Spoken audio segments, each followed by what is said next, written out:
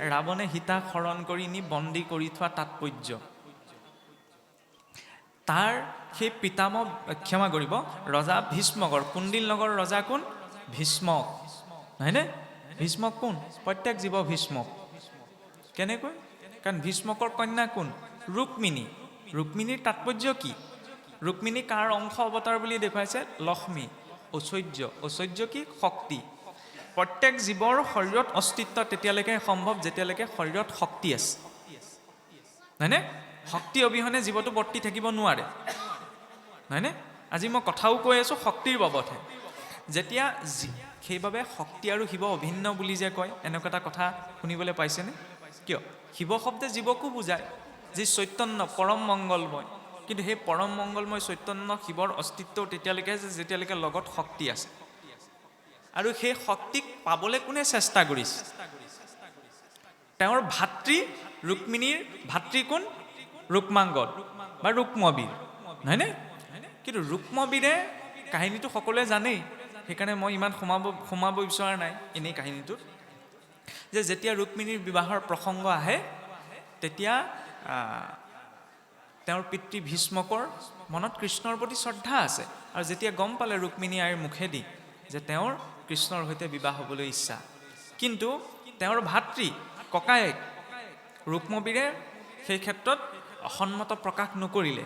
ৰুক্মিণীক কালৈ বিবাহ দিব বিচাৰিছিল? শিশুপাল, নহয়নে? এতিয়া চাওক, প্ৰবৃত্তি দুটা আছে, এটা দৈবিক প্ৰবৃত্তি, এটা আসুৰিক প্ৰবৃত্তি। দৈবিক প্ৰবৃত্তিটো শৰীৰতে জন্ম, সি ঈশ্বৰৰ সৈতে জড়িত হ'ব বিচাৰে, নহয়নে? কিন্তু লগতে আসুৰিক প্ৰবৃত্তিটো আছে, ককাই ভাই। সুৰ আৰু অসুৰসকল ককাই ভাই নহয় জানো? দেৱতা আৰু অসুৰ ককাই ভাই নহয় জানো? দৈবিক সম্পদ আৰু আসুৰিক সম্পদ শৰীৰতেই নাই জানো? এখন সমুদ্ৰ মন্থন ইয়াতোতো হৈ আছে। ৰুক্মিণী আৰু ৰুক্মবীৰ একেজন পিতৃৰ সন্তান। এজনে প্ৰকৃতি স্বৰূপা সেই ৰুক্মিণীয়ে কৃষ্ণৰ সৈতে জড়িত হ'ব বিচাৰিছে, কিন্তু ৰুক্মাংগদে বা ৰুক্মবীৰে তাক বাধা দিছে। জীৱনতো এনেকুৱা কেতিয়াবা হয়, হয়নে নহয়? বিচাৰে ঈশ্বৰৰ সৈতে সংযুক্ত হ'ব, কিন্তু কিবা এটাই নিদিয়ে, ইমানখন কিয় কৰিব লাগিছে, হয়নে নহয়? এনেকুৱা এটা পৰিস্থিতি সাপেক্ষে কথাবিলাক ৰজিতা খুৱাই চালে বুজিবলৈ সুবিধা হয়। কাৰণ মানুহে সেইটো কথাতহে ইণ্টাৰেষ্ট দিয়ে যিটো কথাত নিজক বিচাৰি পায়, হয় নহয়? মানুহে আপুনি এইটো ভাবে নি যে মানুহে কাৰোবাৰ দুখত দুখী হৈছে, সঁচাকৈ দুখী হৈছে? তেওঁ দুখী নাই হোৱা। তেওঁ দুখত কিয় কান্দিছে? তেওঁৰ দুখটোৰ সৈতে তেওঁ নিজৰ দুখটো অকণমান কিবা এটা সাদৃশ্যতা দেখা পাইছে, সেইকাৰণে তেওঁ কান্দিছে। কোনোবাই হাঁহিছে, কিয় হাঁহিছে? তেওঁৰ সুখটোৰ সৈতে তেওঁ নিজৰ জীৱনতো পোৱা কিবা এটা তেওঁ সম্পৰ্ক সূত্ৰ বিচাৰি পাইছে, সেইকাৰণে তেওঁ সুখী হৈছে। নহ'লে চাওকচোন, কাৰোবাৰ লগত বেয়া ঘটনা এটা ঘটিল, তাকে দেখি কোনোবা দুখিত হৈছে, আকৌ বেয়া ঘটনাটো দেখি কোনোবা সুখীও হয় নহয়। কাৰণ তেওঁ ইণ্টেনশ্যনটো কেনেকুৱা, সেইটোৱে মেটাৰ কৰে ন।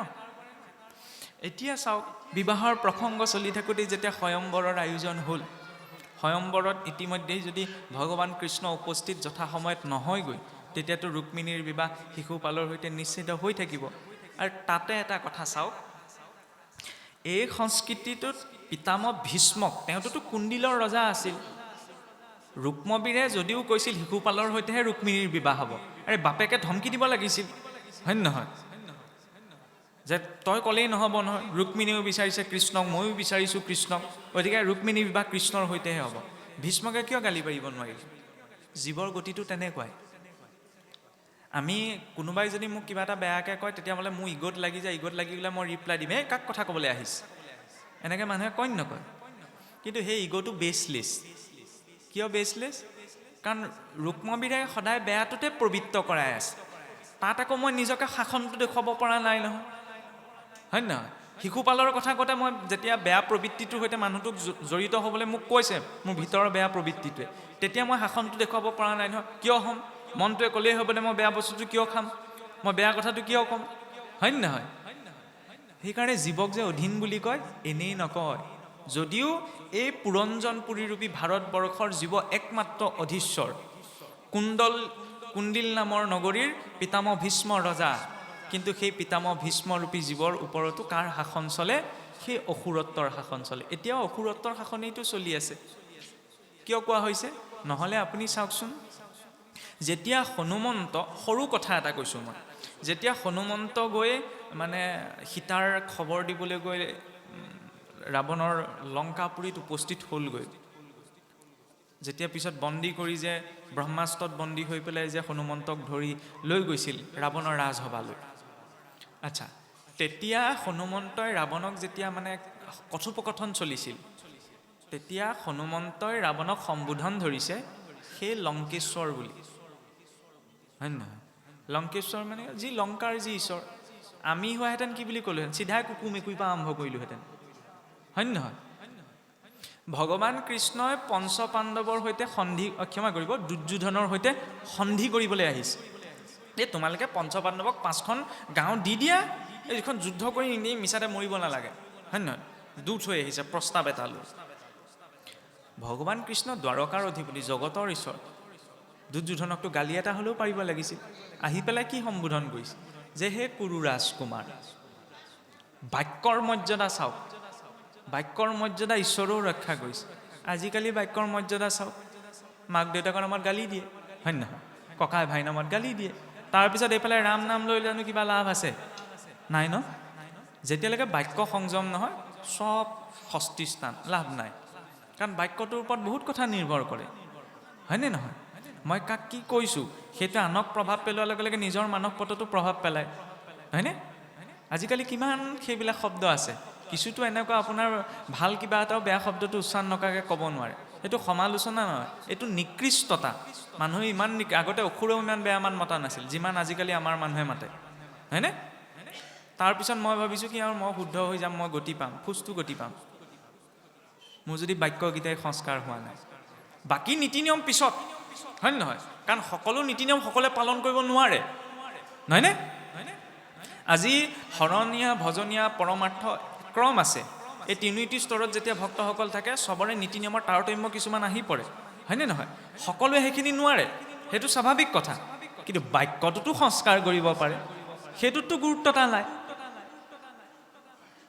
আদি এষাৰ বাক্য কৈ দিলে মানুহৰ কেতিয়াবা জীৱন ৰক্ষা পৰি যায়, হয়নে নহয়? কোনোবা দুখত আছে, সান্তনাৰ বাণী এষাৰ দিলে তেওঁ মনত সকাহ অকণমান পায়।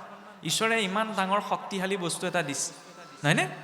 আমি কাৰোবাক ধন টকা পইচা বেলেগ বয় বস্তু দি সহায় কৰিব নোৱাৰিলে বাক্যৰে সহায় কৰিব পৰা যায় ন? তেতিয়াহ'লে বাক্যত শুদ্ধতাটো লাগে, হয়নে? যেতিয়ালৈকে বাক্য শুদ্ধি নহয় তেতিয়ালৈকে নাম শুদ্ধ কেনেকৈ হ'ব? কৃষ্ণ বুলি কৈ দিলে এয়া শুদ্ধ নাম বুলি ভাবে নি আপুনি? নহয়, কৃষ্ণ বুলি ক'লে সেয়া শুদ্ধ নাম হ'ব নোৱাৰে যদিহে তাত শুদ্ধতাটো নাই। নহ'লেতো কৃষ্ণ, ৰাম, হৰি, নাৰায়ণ চবেই কৈ আছে। অজামিলে এবাৰ কৰি ইমান ভাৱ আহিলে, আমি 1000বাৰ ক'লেও ভাৱ অহা নাই। শব্দটোতো একেটা, কিন্তু ইয়াতো কিহৰ কথা আহে? লেবেলটো কি, হয় নহয়? কৃষ্ণ বুলি কওঁতে ভাৱটো তেতিয়া আহিব যেতিয়া শুদ্ধটো, বাক্যত শুদ্ধতাটো থাকিব। মই যদি খাওঁতে উঠোতে বহুতে অকল বেয়া মাতটোকে মাতি থাকোঁ আৰু কিটো থাকিলে, হয়নে? সেইকাৰণে মৰ্যাদা সাপেক্ষে আন একো নহ'লেও অন্ততঃ জীৱনত এটা প্ৰতিজ্ঞা লাগে। ঈশ্বৰে মুখখন দিছে, আজিৰ পৰা যাতে মই জীৱনত আৰু কোনো ধৰণৰ অশ্লীল বাক্য ব্যৱহাৰ নকৰোঁ, সেইকণটো ঈশ্বৰক দিব পাৰোঁ। ঈশ্বৰ, আমি চাকি গছ জ্বলাওঁ, ধূপ গছ জ্বলাওঁ, ভাবেনি এইবিলাক ঈশ্বৰৰ কাৰণে কৰা হৈছে বুলি? কাৰ কাৰণে কৰা হৈছে? এই যে ভাগৱতৰ বেদী সজোৱা হৈছে, চাকি জ্বলোৱা হৈছে, নামঘৰত ভাগৱত পাঠ পতা হৈছে, নামঘৰ বনোৱা গৈছে, আমি সেইটোৱে ডাঙৰ ভ্ৰম পালি থাকোঁ। আমি ভাবোঁ কি আমি ভগৱানৰ কাৰণে কৈছোঁ, ভগৱানৰ কাৰণে। একো ভগৱানৰ বাবে কৰা হোৱা নাই, এই সকলো আমি নিজৰ বাবে কৰিছোঁ। কিয় কৰিছোঁ? চাকি গছ জ্বলাই, ধূপ গছ জ্বলাই, ভাগৱতৰ বেদী ভাগ সজাই, যাতে তাত এটা শুদ্ধ সাত্বিক পৰিৱেশ সৃষ্টি হয়, নহয়নে? সেই পৰিৱেশটোলৈ যেতিয়া মোৰ চঞ্চল মনটো যাব, মোৰ মনটো যাতে স্বাভাৱিকতে বাধ্য হয় সেই পৰিৱেশটোত সেৱাভাগ কৰিবলৈ, নহয়নে? আপুনি ঘৰত সেইখিনি আগমুহূৰ্তলৈকে ঢেৰ কথা গাই আহিলোঁ, কিন্তু যেই নামঘৰত সোমালোঁ তেওঁ লাগিলে শাস্ত্ৰ নপঢ়কে, এই বোলে নামঘৰত সোমাবলৈ গৈছোঁ, ভাগৱত পঢ়ি আছে, তেওঁ মূৰটো দুৱাইহে সোমাই আহিলোঁ, হয় নহয়? তেওঁ মূৰটো দুৱাবলৈ কোনে বাধ্য কৰিলে? লিখি থৈছে নি ক'ৰবাত যে মূৰ দুৱাইহে সোমাব বুলি, নামঘৰলৈ গৈ সেৱা কৰিবই লাগিব বুলি?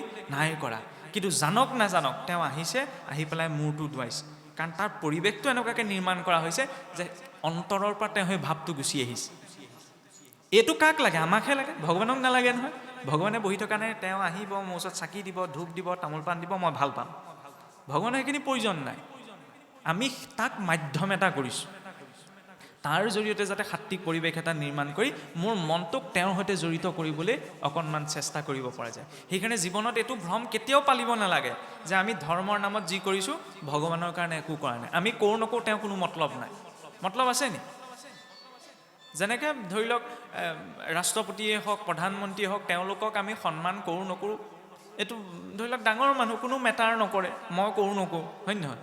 ভগৱান কিমান উচ্চ পৰ্যায়ৰ ব্যক্তিত্ব, গতিকে তাত হাজাৰ হাজাৰ ব্ৰহ্মাণ্ডৰ মাজৰ এই পৃথিৱী নামৰ গোলকটোৰ আপোনাৰ 100খনতকৈ অধিক দেশৰ এখন প্ৰান্তত এখন গাঁৱত বহি থকা মই তেওঁ কি ভাবোঁ, তেওঁ কি মেটাৰ কৰে? নকৰে। এই সকলো কৰা গৈছে নিজৰ মানসিক উত্তৰণৰ বাবে, হয়নে? সেই স্পষ্টতাটো লাগে। এতিয়া চাওক, সেই স্পষ্টতাটোৰে আগবাঢ়িবলৈ যাওঁতে যেতিয়া ৰুক্মিণীয়ে নিজেওতো ভগৱান কৃষ্ণক মনৰ পৰা ভাবি যথাসময়ত এইটো বিশ্বাস থাকিব লাগিছিল যে কৃষ্ণক মই ইমান বিচাৰিছোঁ, এনেও ভগৱানৰ ওপৰত মোক বিশ্বাস আছে, তেওঁ যথাসময়ত আহি উপস্থিত হ'বই। কিন্তু তেওঁৰ মনত কি আছে? এটা সংশয়। কি সংশয় আছে? যে মই মনৰ পৰা ভগৱানক কৈছোঁ ঠিকেই, কিন্তু কিজানি মোৰ বাৰ্তাটো তেওঁৰ ওচৰত পোৱাগৈ নাই, তেওঁ বুজিব পৰা নাই। সেইকাৰণে মাধ্যম কাৰ লৈছে? বেদনিধি নামৰ বোলে এজন ব্ৰাহ্মণৰ প্ৰসংগ আহে, নহয়নে? বেদনিধিক ভগৱানৰ প্ৰতি পত্ৰখন লিখি পঠাইছে যে প্ৰভু আপুনি সোনকালে আহি পেলাই মোক উদ্ধাৰ কৰি নিয়কহি। তাৰ পৰা কি বুজোৱা গৈছে? জীৱৰ ভাৱ ভক্তিৰ ক্ষেত্ৰত স্তৰটো যিমানেই গভীৰ নহওক কিয় মাধ্যম এটা লাগিবই, নহয়নে? জীৱই প্ৰত্যক্ষ ৰূপত লাগিলে সেয়া লক্ষ্মীৰ অংশই নহওক কিয়, ৰুক্মিণী লক্ষ্মীৰ অংশ ন, তেওঁ মনত ভবালৈকে আমিতো কওঁৱেই ভগৱানে মনে ভাবিলেই পায়। ৰুক্মিণীয়ে কি নাজানিছিল নি যে তেওঁ যে মনৰ পৰা ভগৱানক বিচাৰি আছে, ভগৱান যথাসময়ত উপস্থিত হ'বহি? মাধ্যমটো কিয় ল'ব লগা হ'ল? আধ্যাত্মিক মাৰ্গতো মাধ্যম এটাৰ প্ৰয়োজন। ৰুক্মিণীয়ে বেদনিধিক গুৰু বৰণ কৰি পত্ৰ লিখি পঠাইছিল যে গুৰুজন।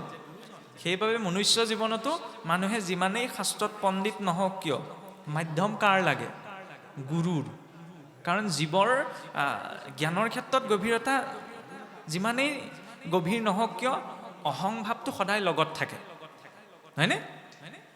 অহংভাৱটো এৰিব নোৱাৰে। আৰু মানুহে যে কয় অহংভাৱটো এৰিব লাগিব, সেই বুলি কোৱাটো এটা ভ্ৰম। কোনেও অহং এৰিব নোৱাৰে। অহংকাৰ পৰিমাণটো বেলেগ বেলেগ হ'ব পাৰে। কিয় এৰিব নোৱাৰে? কাৰণ অহংকাৰৰ পৰাটো সৃষ্টি হৈছে। সাত্বিক অহং, ৰাজসিক অহং, তামসিক অহং, হয়নে নহয়? ত্ৰিবিধ অহংকাৰৰ পৰা গোটেই সংসাৰখন নিৰ্মাণ হৈছে। তেতিয়ালৈকে সংসাৰত থকালৈকে আপুনি মই তাক এৰিব নোৱাৰোঁ, খালি পৰিমাণটো কমাব পাৰোঁ আৰু দিশটো সলাব পাৰোঁ। কেনেকৈ? গোপীসকলে সংসাৰ আটাইতকৈ বৰ্জনীয় ভাৱটো হৈছে কাম ভাৱ, নহয়নে? কাম ভাৱেনো ঈশ্বৰক পাব পাৰিনে? কিন্তু গোপীসকলে কাম ভাৱ কি কৰিলে? ডিৰেকশ্যনটো সলাই দিলে, দিশটো সলাই দিলে ভগৱানৰ প্ৰতি। সেইবাবেতো কোৱা হয় কৰ্মেন্দ্ৰিয় প্ৰীতি ইচ্ছা তাকে বোলে কাম, কৃষ্ণেন্দ্ৰিয় প্ৰীতি ইচ্ছা ধৰে প্ৰেম নাম। অহংকাৰটো আমি এৰিব নোৱাৰোঁ। মই মোৰ শব্দটো নোকোৱাকৈ কোনোবা চলিব পাৰিব জানো? মই মোৰ মানে কি? অহম মম নহয় জানো? খালি তাৰ আমি দিশটো সলাব পাৰোঁ। কি বুলি? মই কোন হয়? তেওঁৰ দাসৰো দাসৰো দাসৰো দাসৰো দাস। মহাপুৰুষ মাধৱদেৱেতো সেই বুলি কৈছে, গোপী ভট্টাপদ কমলৈ দাসো দাসানো দাসম দাস। আমিতো দাসৰো দাসৰ পিছতো নাহোঁগৈ। দয়নীয় স্থিতি যে প্ৰভু মই তোমাৰ দাসৰো দাসৰো দাস। মই বুলি কোৱাৰ পৰিচয়টো সেইটো। আৰু মোৰ কোন হয়? ভগৱন্ত। তাৰ বাহিৰেতো নিজৰ ধাৰণ কৰি থকা এইটোও নহয়, চবটোতো ধাৰত চলি আছোঁ ন। সেই কথাটো গভীৰতাই যেতিয়া স্পৰ্শ কৰে তেতিয়া সেই অহং ভাৱটোৱে, বেদতটো অহং ব্ৰহ্মস্মি বুলি কোৱা হৈছে, কিন্তু সাধাৰণ মানুহে এইটো ক'লে ডাঙৰ বিপদ হ'ব যে ময়েই ব্ৰহ্ম, নহয়নে? কিন্তু মই ব্ৰহ্ম বুলি কোৱাৰ যিটো দৰ্শন আছে সেই স্থিতিটো কি, নহয়নে? যেনেকৈ পৰীক্ষিতৰ শেষত ব্ৰহ্মোপদেশত এইটো পদ আহে, ময়ি পৰমাত্মা আত নাহিকে সংশয়। পৰীক্ষিতে সেই বুলি কৈ দিয়ে, ধেমালি কথা নে? ময়ি পৰমাত্মা আত নাহিকে সংশয়। ভাগৱতৰ কথা ক'লে শেষত পৰীক্ষিতে ক'লে ময়ে যে পৰমাত্মা, ইয়াত বোলে মোৰ সংশয় নাই। সাধাৰণ মানুহজনে এইটো লোকাচাৰত নহয়, এইটো অনুভৱত। লোকাচাৰত যদি মই পৰমাত্মা বুলি কয় তেতিয়া মাধ মাৰ খাব, বুলিব পাগল হ'ল পৰমাত্মা বুলি কৈছে, হয়নে? সেইটো অনুভৱৰ কথা। বৰ ধুনীয়া প্ৰসংগ এটা আছিলে। এই হনুমন্তৰ কথা কৈ আছোঁ নহয়, হনুমন্তৰ জৰিয়তে আহে। কি হয়? এবাৰ ভগৱান ৰামচন্দ্ৰই হনুমন্তক সুধিলে, হে ৰাবলে, এই তুমি যে মোৰ ভক্তি যে কৰা, তোমাৰ আৰু মোৰ মাজত সম্পৰ্কটো কি? বৰ গভীৰ উত্তৰ যে প্ৰভু সেৱক ভাৱত মই আপোনাৰ দাস, হয়নে? আপোনাৰ মোৰ জীৱনতো সেইটো লাগে। সেৱক ৰূপত আমি ভগৱানৰ কি? দাস। জীৱ ৰূপত প্ৰভু মই আপোনাৰ অংশ, হয় নহয়? জীৱ ৰূপত সমস্ত জীৱ ঈশ্বৰৰ অংশ নহয় জানো? আৰু তত্ত্বৰূপত সেইটো হজম কৰিব নোৱাৰোঁ। তোৰ কি বুলি ক'লে? বোলে তত্ত্বৰূপত প্ৰভু ময়েই আপুনি, আপুনিয়েই মই। এইটো বহুত গভীৰ স্তৰৰ কথা। যেনেকৈ চাওক, জুইকুৰাৰ পৰা ফিৰিঙতিটো উৎপন্ন হৈছে, নহয়নে? জুইকুৰাও বেলেগ, ফিৰিঙতিটোও বেলেগ। কিন্তু অসমীয়াত কয় নহয় ফিৰিঙতিয়ে খাণ্ডৱ দাহ কৰে বুলি। কিন্তু ফিৰিঙতিটোৱে নিজকে অগ্নি বুলি কেতিয়া জানিব নোৱাৰে? যেতিয়ালৈকে সি ফিৰিঙতি হৈ থাকে। কিন্তু যদি সি শুকান খেৰৰ দম এটা পাবলৈ হয়, তেতিয়াহ'লে সেই ফিৰিঙতিটো অগ্নি হৈ পৰে। প্ৰকৃততেতো সিও অগ্নিয়ে, কিন্তু মাধ্যমটো পোৱা নাই। গতিকে জীৱই যেতিয়ালৈকে সংসাৰত থাকে, ই জীৱ। যেতিয়া নিজৰ সংসাৰবদ্ধ স্বৰূপটো ত্যাগ কৰে ন, তেতিয়া সি স্বয়ং পৰমাত্মা হৈ পৰে। সেইকাৰণে এইটো লোক ব্যৱহাৰত নহয়, এইটো অনুভৱত। সকলোতেতো এজনেই আছে বুলি কয়। কেনেকৈ আছে? মানুহ এজন, আইনা বহুকেইখন থৈ দিলে প্ৰতিবিম্ব বহুতকেইটা পোৱা যায় ন। সংসাৰখনত মায়া এইটোৱে। মানুহে মায়া বুলি ক'লে ভয় খাই যায়। মায়া হ'লে কি হ'ব? এই মায়া, কিছুৱেতো শব্দ এটা প্ৰয়োগ কৰে আপোনাৰ, মায়াধাৰী ভকতি। ভকতিনো মায়াধাৰী হ'ব পাৰেনে? নহয়নে? মায়া বেয়া বস্তু নহয়। মায়াৰ জৰিয়তেতো সৃষ্টি নিৰ্মাণ হৈছে। মায়াৰ দুটা শক্তি আছে, এটা হৈছে আক্ষেপ, এটা হৈছে আৱৰণ। ৰুমটোত আন্ধাৰে মুন্ধাৰে সোমাই গ'লোঁ, পটককৈ আপোনাৰ ৰছীডালতে গছকটো পৰিলে। ৰছীডালক গছক পোৱাৰ লগতে বাৰে প্ৰতি আমাৰ শাস্ত্ৰত এইটো উদাহৰণ, ৰছীতে সৰ্প ভয়। ৰছীডাল দেখিয়ে মানুহে সাপ বুলি ভাবিলে বোলে আন্ধাৰত। আচ্ছা, সাপ বুলিয়ে কিয় ভাবিলোঁ? কুকুৰ বুলি কেলৈ নাভাবিলোঁ? মেকুৰী বুলি কিয় মনলৈ নাহিলে? অকল সাপ বুলি কিয় আহিলে? কাৰণ মোৰ মন মগজুত ৰছীৰ যিটো আকাৰ, সেইটো সাপৰ সৈতে জড়িত হৈহে মগজুত ফিট হৈ আছে।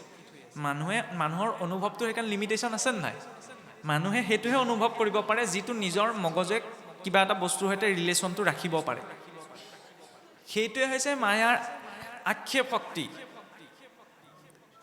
ইয়াৰ পাছত আছে মায়াৰ আৱৰণ শক্তি। আৱৰণ শক্তি মানে কি? আচ্ছা, আন্ধাৰ হৈ আছিলে কাৰণে পটককৈ ৰছীডালতে সাপ বুলি ভাবিলোঁ। তাত যদি পোহৰ থাকিলেহেঁতেন, ৰছীডালকতো সাধাৰণ মানুহজনে সাপ বুলি কেতিয়াও নাভাবে। গতিকে জীৱনত সংসাৰখনৰ বাস্তৱিকতাৰ ভ্ৰমটো কেতিয়ালৈকে অনুভৱ হয়? যেতিয়ালৈকে তাত পোহৰ নপৰে। কিহৰ পোহৰ? আধ্যাত্মিকতাৰ পোহৰ। আধ্যাত্মিকতাৰ পোহৰ যেতিয়া পৰে, তেতিয়া গম পোৱা যায় যিটোক ধাৰণ কৰি আছোঁ এইটো কামেই নাইচোন, এইটো মাটিৰ পৰা আহিছে, মাটিত মিলি যাব। 1 ছেকেণ্ডত যদি 1000জন মানুহ জন্ম হয় পৃথিৱীত, ধৰি লওক এটা ছেকেণ্ডত 1000জন মানুহ জন্ম হ'ল। আচ্ছা, পৃথিৱীৰ ওজন বাঢ়িব নে কমিব বাৰু? বাঢ়ি যাব ন? আৰু সেই একেটা ছেকেণ্ডতে যদি 1000জন মানুহ মৰি থাকে, পৃথিৱীৰ ওজন বাঢ়িব নে কমিব? কমি দে, এই সাধাৰণ স্তৰত কমি যাব। কিন্তু প্ৰকৃততে কি, 1 ছেকেণ্ডত যদি পৃথিৱীত 1 লাখ মানুহো জন্ম হয়, পৃথিৱীৰ ওজন না বাঢ়ে আৰু 1 লাখ মানুহ মৰি গ'লেও নকমে। কিয় বোলে? এইটো ক'ৰ পৰা আহিছেনো? এই সৃষ্টিখনত আমি যিমানবিলাক পদাৰ্থ দেখিছোঁ চব মাটিৰ পৰা আহিছে। আৰু গৈ থৈ ক'ত মিলিবগৈ? মাটিতে মিলিবগৈ, নহয়নে? যাত্ৰাটো, গতিকে এই শৰীৰটো যাত্ৰা মাটিৰ পৰা মাটিলৈ, তাৰ মাজত আমি উথল পুথল কৰি থাকে। খালি তাৰ মাজত নিজৰ উদ্দেশ্যটো জানিব পৰাটো আচল কথা। একৰ লগত এক যেতিয়া সংযোগ হয়, একে একে কি হয়? এতিয়া আপুনি ভাবিব পাৰি ভাগৱতৰ কথা ক'বলৈ গৈ ক'ত নেওতাৰ কথা আনিছে। জীৱনতো নেওতা এখন আছে, হয়নে? একৰ লগত যেতিয়া এক মিলে তেতিয়াহ'লে কি হয়? একে একে 2 হয়। সেইটো কিহৰ সিদ্ধান্ত? সেইটো গণিতৰ সিদ্ধান্ত, নহয়নে? একে একে মিলি বিবাহ হয়, হয় নহয়?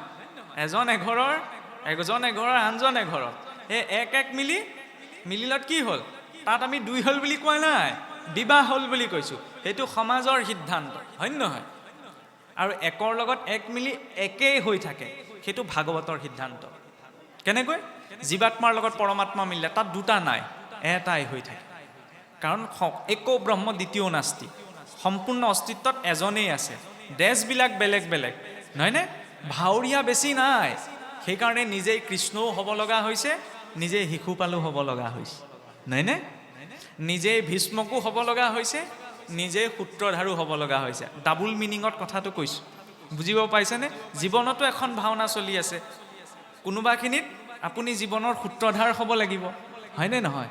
কোনোবাখিনিত মানুহ কৃষ্ণও হ'বলগীয়া হয়, কোনোবাখিনিত আকৌ শিশুপালো হ'বলগীয়া হয়। কিন্তু কোনটো চৰিত্ৰ নিজৰ বাবে বেছি প্ৰয়োজনীয় সেইটো নিজেই বিচাৰ কৰি ল'লেই হ'ল। এতিয়া শিশুপাল বুলি জীৱৰ সেইটো স্থিতিক কোৱা হয়, যিটো স্থিতিত জীৱৰ নিজৰ জন্ম, কাৰণ শিশুপালৰো ভিতৰত এটি ঈশ্বৰৰ অংশ আছে, সেইটো সকলোৱে জানে, নহয়নে? কিন্তু ঈশ্বৰৰ অংশ আছে ঠিকেই। যেনেদৰে আমি কওঁ যে ভালটো ঈশ্বৰৰ পৰা সৃষ্টি হৈছে, যেতিয়া বেয়াটো ঈশ্বৰৰ পৰা সৃষ্টি হৈছে, নহয়নে? মানে যেতিয়া দয়া, ক্ষমা, সংযম, নীতি, সদাচাৰ এইবিলাক ঈশ্বৰৰ পৰা আহিছে, তেতিয়াহ'লে তাৰ বিপৰীতখিনিও ঈশ্বৰৰ পৰা আহিছে, হয়নে নহয়? শুনিবলৈ অকণমান তথাকথিত ধাৰণাৰ বিপৰীতে কথাখিনি। কাম, ক্ৰোধ, লোভ, মোহ, জীৱই এইখিনি নিজৰ লগত লৈ আহে ঈশ্বৰৰ সৃষ্টিৰে অংশ, নহয় জানো? কিন্তু তাক ক'ত লগাইছে? শিশুপাল চেতনাৰ সেইটো স্তৰ, তাৰ জন্ম ঈশ্বৰৰ অংশৰ পৰাই হৈছে। কিন্তু সি নিজৰ স্থানক লৈ, নিজৰ পদক লৈ ইমান অভিমানী যে সন্মুখত ঈশ্বৰক দেখিও, নিজৰ ভিতৰতে ঈশ্বৰৰ অংশ থকা কথাটো গম পায়ো সি নিজৰ শৰীৰটোৰ মৰ্যাদা স্থাপন কৰিবলৈ সদায় চেষ্টা কৰি থাকে। তেনেকুৱাওতো জীৱ আছে ন, জানে যে সকলো ঈশ্বৰেই বনাইছে, নহয়নে? আৰু এইটোও জানে যে ময়ো ঈশ্বৰে দি আছে কাৰণে উশাহ লৈ জীয়াই থাকিব বিচাৰিছোঁ, কিন্তু ঈশ্বৰ পিছত বেকেটৰ ভিতৰত, তাৰপিছত মই, নহয়নে? মইটোতো ইমান আগ হৈ থাকে, চিঠিখনৰ নামটোত নাথাকিলেও অকণমান বিপদ হৈ যায়। চিঠিখনত বুলিব মোৰ নামটো নাই দিয়া নহয়, যাওঁ জানো, হয় নহয়? এনেকুৱা কেতিয়াবা হৈ যায়, হয় নহয়? ক'ৰবাত আপোনাৰ নামঘৰে চামঘৰে চাবচোন, আমাৰ মানুহ নিজৰ নামটোক লৈ ইমান চিন্তিত ন, গামলা এটা দিলে তাতো নামটো লিখি দিয়ে, হয় নহয়? সেইটো মই সমালোচনা কৰিবলৈ যোৱা নাই, কিন্তু ভগৱানৰ ক্ষেত্ৰত কিবা এটা দিলে অকণমান নিস্বাৰ্থভাৱত দিব পাৰিলে ভাল, নহয় জানো?